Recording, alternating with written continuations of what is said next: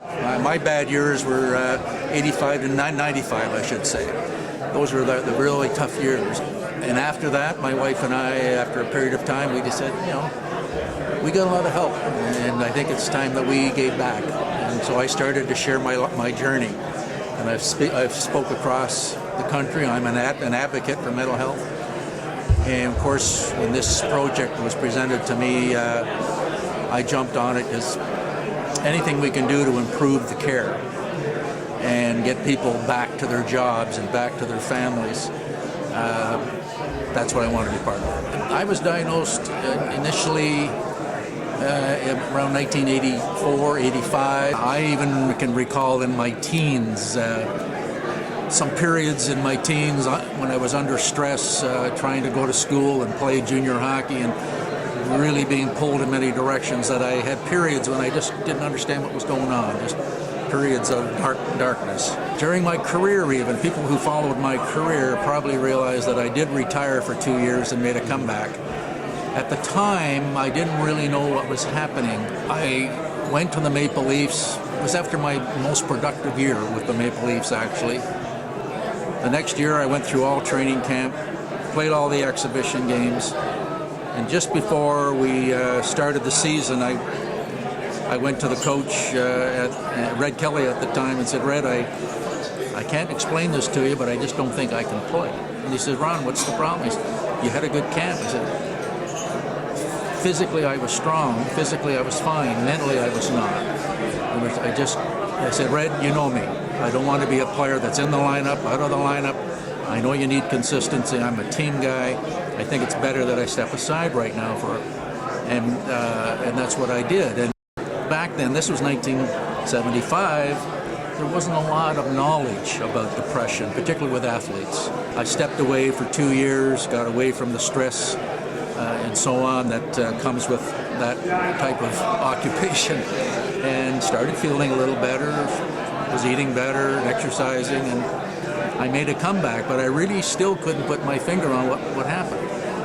After my career was over, after my final retirement, that's when depression really got its hooks into me, and I got to a point where I couldn't function in my workplace. And that's when I had to seek help.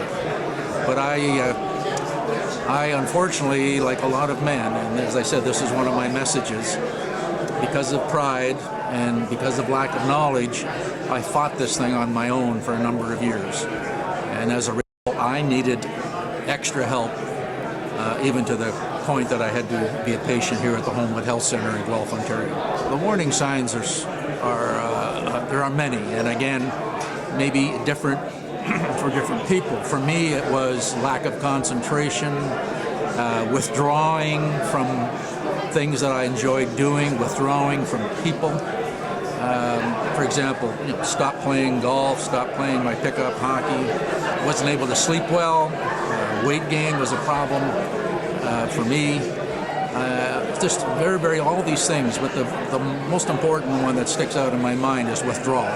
You just want to withdraw from life almost. I got to the point where I really wasn't able to function and concentrate on what was required for me to do my job. And I would just stare at a wall.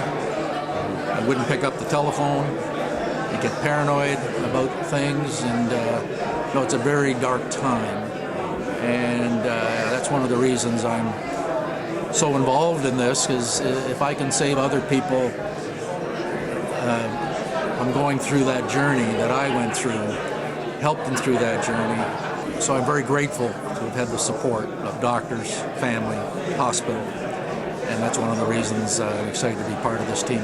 It's very difficult to raise funds in Canada for medical projects. We could have gone to the States, but we don't want to go to the States. We want to make this a Canadian project. That's something I was very firm on from day one. I played for Team Canada, and I know what it meant. Just like Gord said, we're known for insulin, discovering insulin, but other people say, well, what else can come from Canada? Well, we've got a chance to do something very, very special globally. And after our successful phase one, the driving force was basically it would be a disservice if we don't get the second trial done. It would be a disservice to people who are suffering. And we have investors in our company, of course, people who believe in us. We've had multiple conversations with pharma companies. They like what we're doing, and they are prepared to join us at the appropriate time. This is why it's so important that we get this trial done. That's our emphasis now, is the trial. So there seems to be some momentum building at this point, and we couldn't be happier at this stage.